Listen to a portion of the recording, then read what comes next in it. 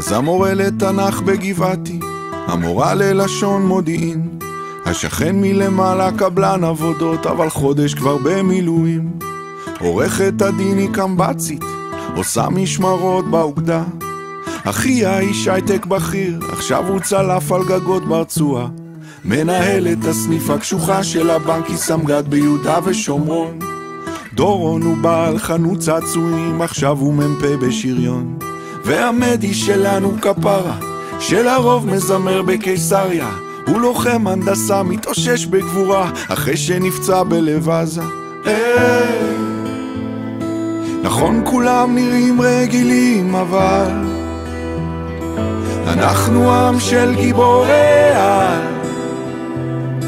בכל אחד תמיד מסתתר חייל, מוכן להציל את העולם.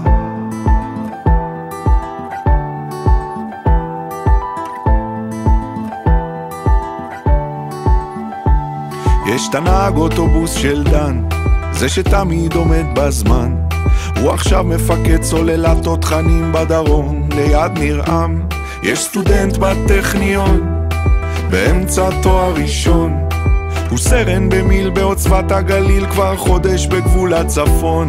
יש פה דוגמנית פרמדיקית, יש פה חשמלאי שהוא מגיסט, יש את יוני נגן סקסופון מחונן שהוא קודם כל מטכליסט. יש לכולם ארון נסתר או ארגז גדול מאובזר, יש פה סט של מדים וגלימת מילואים מוכנות תמיד לאתגר.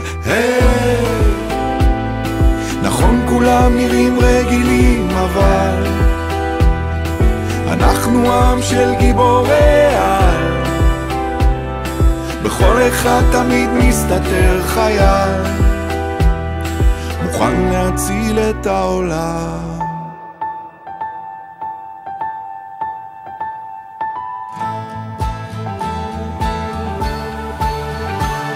וזה לא משנה אם באמצע חיים או באמצע משחק כדורגל, כולם יעזבו את הכל בשנייה אם יקרא להם הדגל. פה זה לא יקום מקביל, לא מציאות של מרוול, זה הסיפור שלנו, עם ישראל, זה הסיפור שלנו.